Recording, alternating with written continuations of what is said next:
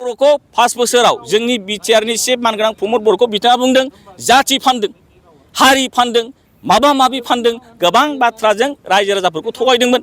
दिनै रायजो राजाफ्रा बुजिबाय जे हारि फानग्राया सोर, जाति फानग्राया सोर।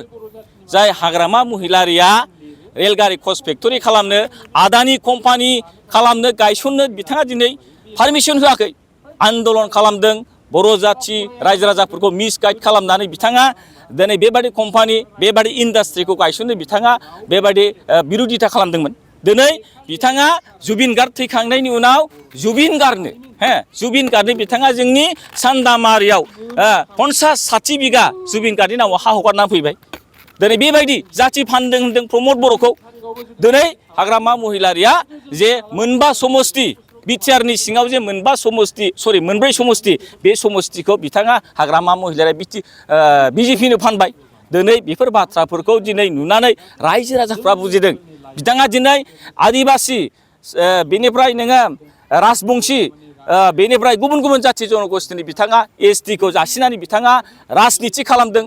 दिनै बेफोर राजनिति गासैबो बाथ्राफोरखौ रायजो राजाफ्रा मिथिनानै दिनै मोनसे फाइनाल डिसिसनाव फैबाय, मोनसे पजिशनाव फैबाय जे हाग्रामा महिलारि बिपिएफनो जे रायजो राजाफ्रा भट होनो नाङा, बेखौ 100% रायजो राजाफ्रा दिनै बुजिनानै फैबाय। दा ओंखायनो आङो बे बाथ्रानि गेजेरजों रायजो राजाफोरखौ खावलायनो लुगैदों जे जोंनि रायजो राजाफ्रा दा जिखिनि इउपिपिएलनि जे दोहौ, बे इउपिपिएलआव लरेन्स इस्लारिनिल' खोथा नङा। बिथाङा दिनै गोबां जायगायाव बिजाथि होदों। दिनैहाय माने माबायाव बावखुंग्रियाव रुपम रायखौ बिथाङा केन्डिडेट फोसावदों। जे जायगायाव बिपिएफनि गोबां रायजो राजाफ्रानो रुपम रायनो दिनै भट होनो रेडि नङा।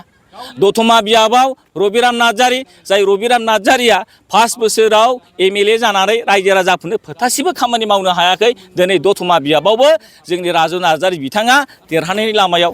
सम्पुर्ण गासिबो दिनै इउपिपिएलनि दोहौआ ओरैबायदि मोनसे दोहौआव फैदों जे दिनै इउपिपिएलआ गासिबो बियाबाव, बिटिआरनि बियाबाव आरो बायजोनि बियाबावबो इउपिपिएलनि बिजाथिफोरा देरहानायनि मोनसे मोजां पजिशनाव दङ। औ, जोबोद गोजोनबाय। आङो दा इलेक्सन फोसावदिं हिसाबै जोंनि 3 नं क'क्राझार लरेन्स इस्लारि मानगोनां बिथांनि जे समस्तिनि सिङाव नलजिबारियाव आङो बाहागो लाफैदों। दा बेवहाय दले बले गोबां रायजो राजाफ्रा बाहागो लादों आरो लरेन्स इस्लारि मानगोनां बिथांनो माने भट होनो दायो जे आवगायबोदों। दा बे हिसाबैनो आङो बे बाथ्राखौनो अनुभब खालामदों।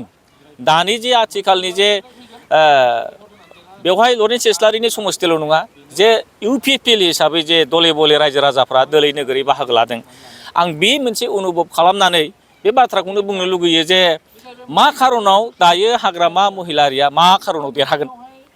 दा दिनैबो लरेन्स इस्लारि मानगोनां बिथाङा जे जायगायाव क'क्राझारनि 3 नं जे बियाबाव दारायदों, बेवहाय जेबायदि केन्डिडेटखौ हाग्रामा महिलारिया जे सायख'नानै होदों, बिथाङा गावनि बिसि सेउलि महिलारि बिथांखौ।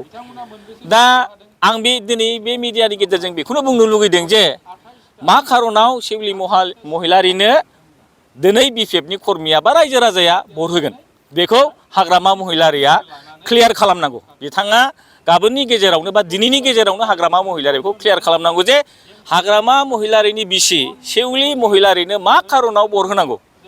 लरेन्स इस्लारि जों जे बिथाङा गेलेदों, दायो सेउलि महिलारि होनोबा हयथ' जानो हागौ हाग्रामा महिलारिनि हिनजाव बा बिसि, ना बिथाङा बले माबा मोनसे दल आफादनि बबेबा मोनसे साहित्यनि, ना नङाबा बले बिथाङा बिएलटिनि, ना बले बिथाङा माबा मोनसे दल संगठननि आफादनि समाज सिबियारि समाजनि खामानि मावबोदों।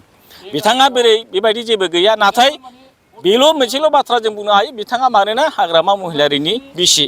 थ' ओंखायनो हयथ' बिपिएफनि गासै बिबानगिरिफोरा बिथांनो भट होनांगौ।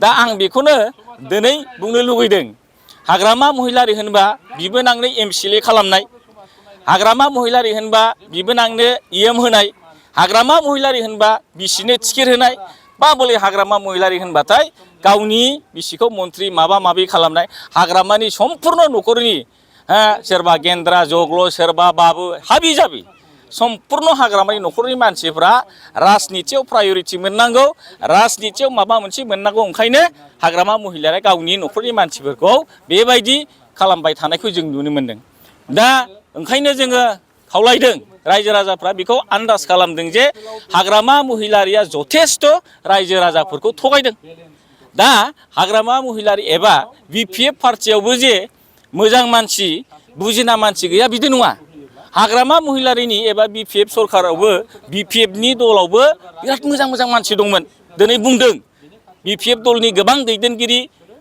समाज सिबियारि बिथांमोना बुंदों जे प्रमिला रानी बायद'नो टिकेटखौ होआबाथाय होआ हिन्जाव मानसिनो जुदि होनो लुगैदोंब्ला BPFआव मोजां मानसि दङ जेरखम आब' प्रमिला बिथाङाबो बुंदों गावनो होआथाय होआ सोरबा खानननो सोरबा नोङो मालती बिथांनो बा मोजां बेबायदि BPFनि कर्मि नेताफोरनो टिकेटआ होयोबा मोजांमोन बे जिनिसखौ दिनै BPFनि गोबां दैदेनगिरि नेताफोरा बिथांमोना बुंदों खिन्थु सेउलि महिलारि हिसाबै खिन्थु हाग्रामा महिलारिनि बिसि बे हिसाबै हाग्रामा महिलारिया रायजो राजाफोरखौ थगायनानै बारंबार थगायनानै बिथाङा दिनै हाग्रामा महिलारि गावनि बिसिखौ टिकेट होनाय जाबाय दा जार फलाव हाग्रामा महिलारिया नायदावनानै मुजुनानै गावनि खाफालावनो जुमुदै गोलैनाय बायदि सेउलि महिलारिया एकदम माने फोद्दा फोद्दि सेउलि महिलारिया जेननाय फारसे थांगासिनो दं आरो बिनि खारनानो जाहैबाय थांनाय 5 बोसोराव रायजो राजाफोरखौ हाग्रामा महिलारिया थगायदों बिथाङा माने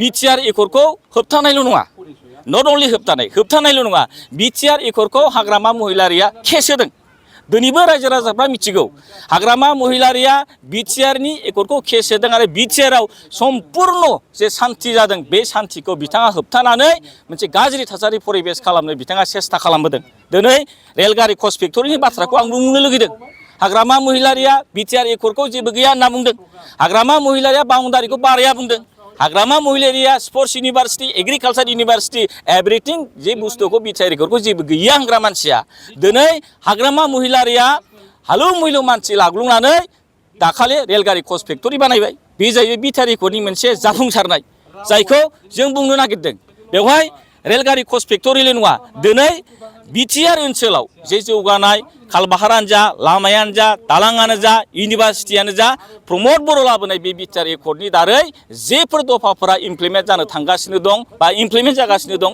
बेखौ हाग्रामा महिलारिया गाव जिरायनानै BTRआव दिनै जाख्ल'नो सोबख'नो रायजो राजाफोरखौ थगायनो बिथाङा सेस्था खालामगासिनो दं।